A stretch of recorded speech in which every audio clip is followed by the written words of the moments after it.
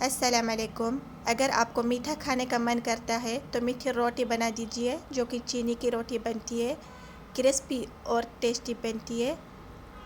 اب دیکھیے، اور اگر آپ 2-3 کھاتے ہیں تو آپ کا پیٹ بھی بھر جائے گا۔ اب دیکھیے، شروع کرتے ہیں کیسے بنائیں گے اس میٹھی روٹی کو۔ سب سے پہلے بڑا تھال لیں گے اور اس میں ڈالیں گے 2 گلاس چکی کا آٹا اور 2 گلاس میدا۔ چھوٹا گلاس یوز کر دیجئے، بڑا گلاس مت یوز کرنا۔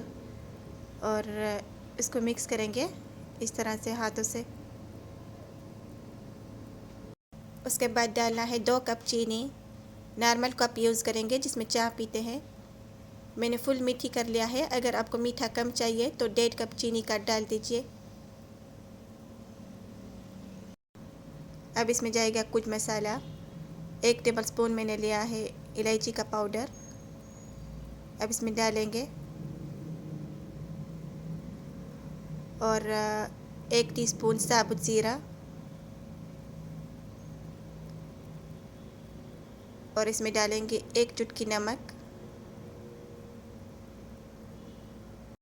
اب اس کو مکس کریں گے اس طرح سے، ہاتھوں سے مکس کریں گے۔ پہلے خشک چیزوں کے مکس کرنا ہے اور اس کے بعد ڈالنا ہے آئل۔ اب اس میں ڈالیں گے 1 گلاس آئل۔ سارا آئل نہیں ڈالنا ہے، آدھا آدھا کر کے ڈالیں گے اور مکس کریں گے۔ اس طرح سے ہاتھوں سے مکس کرنا ہے، اچھے سے مکس کریں گے تاکہ آئل اچھے سے مکس ہو جائے۔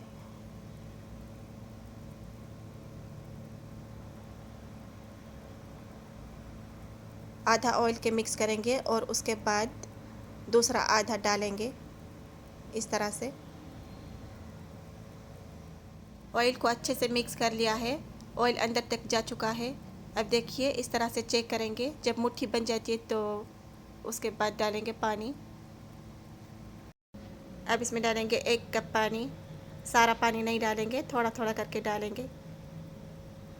اس میں پانی کم جاتا ہے، زیادہ پانی نہیں ڈالیں گے، اگر زیادہ پانی ڈالیں گے تو یہ خراب ہو جائے گی۔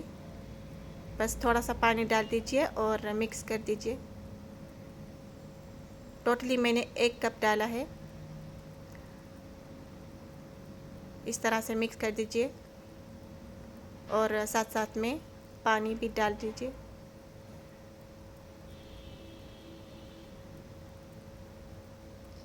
اب دھیان رکھیے، زیادہ پانی نہیں ڈالنا ہے، تھوڑا سا پانی ڈالنا ہے۔ بس ایسے ہی آٹے کو جمع کرنا ہے، آٹے کو گھوننے کی ضرورت نہیں ہے۔ اس طرح سے بس ہاتھوں سے جمع کریں گے اور اس کو ہارڈ رکھیں گے، پتلا نہیں ہونا چاہیے تاکہ یہ خراب ہو جائے گی۔ اس طرح سے آٹے کو دبا کر رکھ دیجئے، آٹے کو میں نے گھوننا نہیں ہے، بس اس طرح سے جمع کر لیا ہے اور آٹا بالکل ریڈی ہے، اب دیکھ سکتے ہیں اس طرح سے ہونا چاہیے۔ اب اس کو فرائی کریں گے۔ میں نے اس میں 4 سے 5 ٹکڑا بنایا ہے، اب اس کو دبا کر بیلیں گے اس طرح سے۔ اس کو بڑا کریں گے اور اس میں ٹکیاں بنائیں گے۔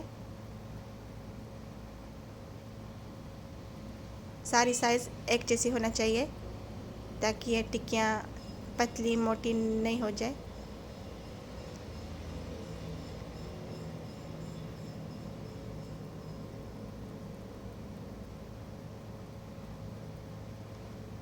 آپ ہاتھوں سے مدد سے بھی کر سکتے ہیں اس طرح سے۔ اب اس کو سیٹ کر دیجئے۔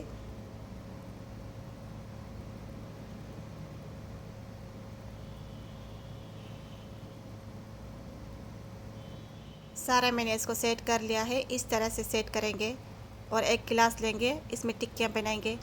میں نے چھوٹا گلاس یوز کر لیا ہے، چھوٹی چھوٹی ٹکیاں بنایا ہے۔ اگر آپ کو بڑی سائز کی ٹکیاں چاہیے تو بڑا گلاس یوز کر دیجئے۔ اس طرح سے گلاس سے مدد سے اس کو کاٹیں گے۔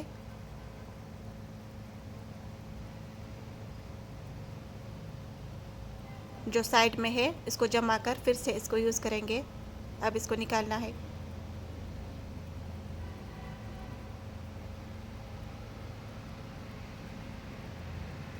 ٹکیا کو بہت پتلی بھی نہیں رکھنا چاہیے اور بہت موٹی بھی نہیں ہونا چاہیے، بس نارمل سائز کے رکھنا ہے اس طرح سے۔ اب اس کو فرائی کریں گے۔ ساری ٹکیاں بنا کر رکھ دیجئے ایک پلیٹ پر، اس میں آئل ہے، چپک نہیں جائے گی۔ ایک پین گرم کریں گے اور اس میں ڈالیں گے 2 کھانے کے چمچ آئل اور اس میں ٹکیاں فرائی کریں گے۔ ٹکیاں اتنی ڈالیں گے جتنی پین میں آ جائے، میڈیم فلیم پر اس کو فرائی کرنا ہے۔ جب اس کی ایک سائڈ گولڈن ہو جائے تو اس کی سائڈ بدلنا ہے، اس طرح سے سائڈ بدلیں گے اور اس کو ہائی فلیم پر نہیں پکانا ہے، میڈیم فلیم پر پکانا ہے تاکہ یہ اندر تک پک جائے۔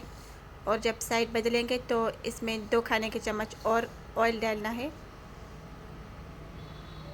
اب اس کو دونوں طرف گولڈن کلر آ چکا ہے، اس طرح سے بس سائڈ بدلیں گے اور چیک کریں گے۔ جب گولڈن کلر تک آ چکا ہے تو اب نکالیں گے۔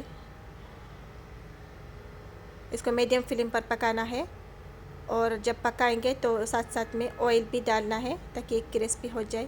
اب دیکھیے بہت خوبصورت کلر آیا ہے۔ اب اس کو نکالیں گے اور ساری ٹکیاں ایسے ہی فرائی کریں گے۔